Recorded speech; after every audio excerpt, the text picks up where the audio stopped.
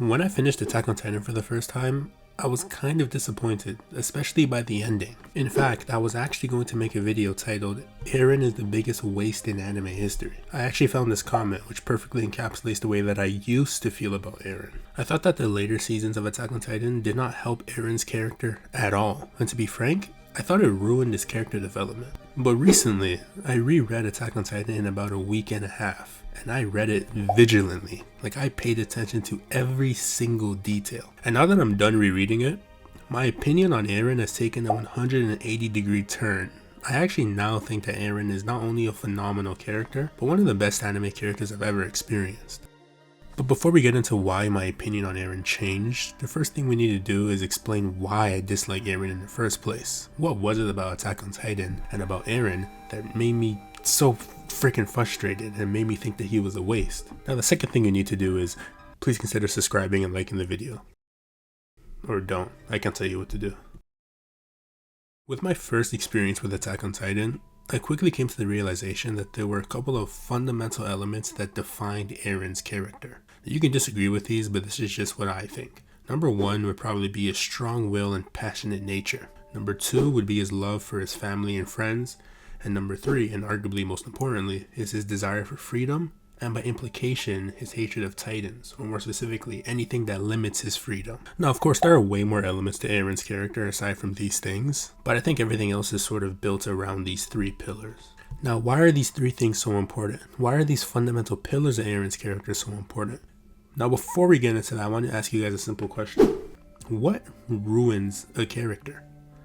Not what makes a character bad, what ruins a character. If you have a character who is good, or at the very least has the potential to be good, but they don't end up being good, they end up being quote unquote ruined, what is the primary cause of that? Now believe me, I think there's a bunch of ways that this can happen, but I think one of the most annoying and frustrating ways that this happens is when you take one of these core elements of a character away for no real justifiable or apparent reason. Now it's very important to add the justifiable reason part, because you absolutely can strip away a fundamental element of a character and still have them be amazing. It just has to be done well, and that's what it means to develop and change a character.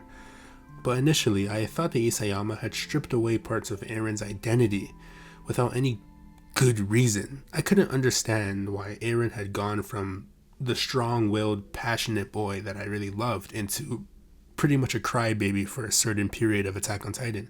And more than that, I couldn't understand Eren's complete descent into apathy. But when these changes happened in Attack on Titan, I didn't criticize Eren right away. I thought to myself, just because I don't see an apparent or justifiable reason right now, doesn't mean that there won't be one in the future.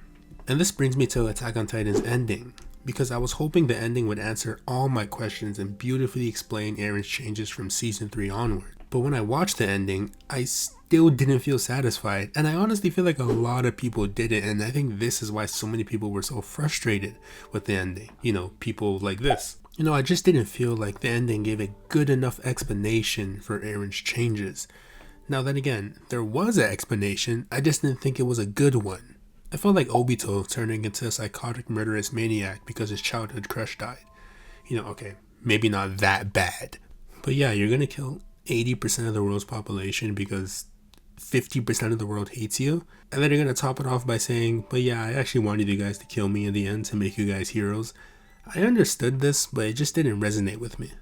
I didn't see a good enough correlation between Eren's goals and all of his actions and changes. Like, what about that goal explains your treatment of Armin and Mikasa? What about that goal explains your change in behavior and personality? And what about that goal explains your insubordination? And what is it about Eldians and the world that makes it such that something so extreme is the only solution? Like, I can go on and on about the stuff that Eren was doing and the way that he changed that had me like losing my mind. And then again, I got to the ending, and what I got was a kind of okay explanation, but I didn't feel satisfied. He just felt like a worse version of Lelouch. It felt like they ruined Eren's development, they ruined his character, and they partly stripped some of his core elements away. Now maybe not some of the core characteristics that I spoke about earlier, but they certainly changed his demeanor and personality a lot. But, like I said, recently I reread Attack on Titan, and everything I'm saying is how I used to feel.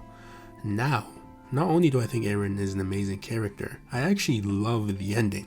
And what I realized about Attack on Titan that changed my perspective can be summarized in 8 words. Attack on Titan does not hold your hand. You know, I think that there's this sort of phenomena going on in media today. Whether it be TV, anime, video games, things are being broken down and being spoon-fed to us like children. As a huge Call of Duty fan in the past, all Call of Duty games nowadays run down 1 to 3 lanes, no thinking whatsoever, just run and shoot what you see. A lot of new gen anime, no interesting plot, no interesting story, but amazing animation and amazing fights. I think Attack on Titan is the polar opposite of this. And this is what I mean when I say Attack on Titan does not hold your hand. And Eren, by implication, does not hold your hand when it comes to understanding him. A lot of the questions that I had, they have answers. You just need to find them in the text.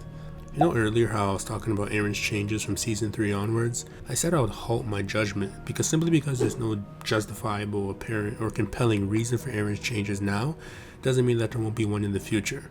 I now realize that it was more accurate for me to say just because I don't see any apparent, justifiable, or compelling reason now doesn't mean that there isn't one there. One of the reasons that I like Attack on Titan's ending now is because before I was expecting it to give me 100% of the answers I was looking for, when in reality, it only gives, say, 30% of the answers, which is why I was so frustrated. I thought something was missing. What I realized is that the ending is only designed to give you around 30% of the answers, because the other 70% was already there before the ending. Now, just to be clear, when I'm talking about answers to questions that I was looking for in the past, I'm talking about motivations of characters, the intention of characters, particularly Eren, right? The changes in demeanor, mentality, goals. For example, let's take the short period of time where Eren's hard-headed personality and strong will turned into kind of a crybaby personality. Now, to be honest, the reason for this happening was actually very obvious. I just didn't realize it at the time because I'm an idiot. But essentially, Eren felt a tremendous amount of guilt for the sins of his father, specifically killing the royal family. He also felt a tremendous amount of responsibility on his shoulders because his father gave him the power of the Founding Titan. And the responsibility of the Founding Titan is no light burden. With over 1,000 years of the power of the Founding Titan being passed down, there was not a single inheritor, a single one who wanted to use the power of the Founding Titans to free the Eldians from the walls. And this of course was due to the first king's vow to renounce war. Eren, on the other hand, was not bound by this vow, but it's not that simple either, because whether or not to use this power to kill the Titans around the walls and free Eldians, that's not a question that's easy to answer. In fact, that's a question that 145 kings have answered no to. Now, of course, at this point, Eren couldn't use the power of the Founding Titan, but my point still stands. Eren becoming more timid in Season 3 was not some out of nowhere stupid change. It was simply reflective of the burden on his shoulders. But what about the big change? What about Eren from Season 4 onwards? Because this is where most people criticize Eren, and this is where I and a lot of other people really wanted answers. So yeah, we all know that this is when Eren's personality and demeanor really starts to change. You know, he kind of turns into a gigantic asshole, a genocidal maniac, all of the above. I thought the explanation of I wanted to push you guys away so you guys would have an incentive to defeat me was bullshit initially. But it's really not, because that's largely an oversimplification of what actually happened. When Eren kisses Astoria's hand, which is really when all of this started happening, but yeah, when Eren kisses Astoria's hand, he literally saw everything.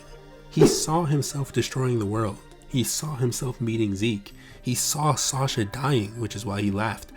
It's even possible that he saw himself manipulating his father. Do you know why Eren becomes such an apathetic piece of shit? It's because his actions have already been predetermined by himself. Yes, it's partially sort of kinda because he wanted to push his friends away, but that doesn't explain the massive changes in personality and demeanor. Eren almost has this underlying lackadaisical, apathetic, I don't care, piece of shit, jerk kind of feel to him, and it's because in some sense he's already done all of this. He already got the Warhammer Titan, he already saw Sasha die, he saw all of that. And this brings me to one of the most powerful scenes in not only Attack on Titan, but probably anime history. And no, it's not Erwin's charge, it's not Carla's death. It's when Eren saves Ramsey from the bullies. After he does, oh my gosh, I might start crying. After he does this, he just breaks down crying and apologizing to him for something that's gonna happen months later. And my initial reaction to this, and I'm sure what your initial reaction to this may have been, is, okay, why doesn't Eren just change his mind and find another way? But how do you find a different answer to a question that you yourself have answered a certain way? How do you find a different answer to a question that you yourself have answered a certain way? In some sense, you can't. The fundamental changes in Eren's personality and temperament are not only justified, I think the word justified is an understatement. It's more than justified, it's more than compelling, it's more than reasonable. I mean, how would your personality change if you saw yourself destroying the world? Not only destroying the world, but you pretty much saw everything. Like, you know what's gonna happen 2 weeks from now. Like, exactly what's going to happen 2 and maybe like 3 months from now. You would probably become a little bit apathetic. The real question involving Eren is, what was he like? What was his demeanor like? What was his personality like when he first decided to destroy the world? What I mean by this is, the future Eren that present day Eren saw probably didn't see the future, right? Probably didn't see Sasha die. Probably didn't see himself destroying the world. Probably didn't see himself meeting Zeke. And I say this because obviously you cannot have memories of something if they do not happen. So this Eren's personality and demeanor changing makes perfect sense because he saw the future. But the weird future alternate timeline version of Eren that we don't see, you know, like the Eren who exists in Eren's memories. This is so confusing. But yeah, the Eren who exists in Eren's memories, why did he make the decision to destroy the world? What was his decision making like? Why did he become an asshole? And the answer is, he probably didn't, right? Like the first time Sasha died, Eren probably didn't laugh, right? Because there was nothing to laugh about. The Eren that we see on screen, the reason that he laughed is because he knew it was going to happen. He saw it happen. But at some point, Eren had to experience Sasha's death for the first time. Now, we don't know exactly how many timelines there are. It's quite vague, actually.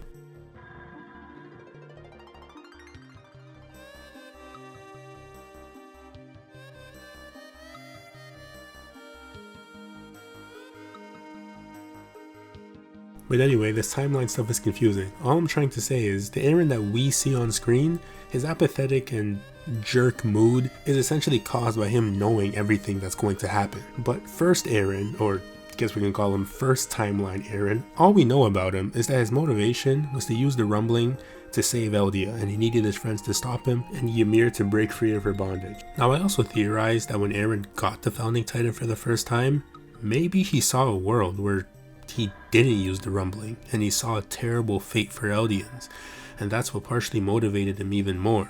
But I'm really not sure, and I don't really want to go deep into this time travel craze. All we can do for sure is judge and critique the Eren that we saw. And the Eren that we know, I mean, I don't think his character development was ruined. I don't think he's a bad character. In fact, I think he's actually a very profound character. To say Attack on Titan is an anime that you have to read between the lines is an understatement. It is really necessary, and maybe you can argue that that is a flaw with Attack on Titan, and it probably is, but I actually really enjoy it. Attack on Titan does not hold my hand as a viewer. There's so many details and reasons for things that you just have to find. For example, I think one of the I'm not sure if this is true, but I think one of the reasons as to why Eren becomes so obsessed with freedom, or at the very least starts to talk about it so much, is because it was a form of compensation. He knew that to some degree he was a slave to the actions of his future self. Oh my gosh, Attack on Titan reminds me of Dark Souls lore.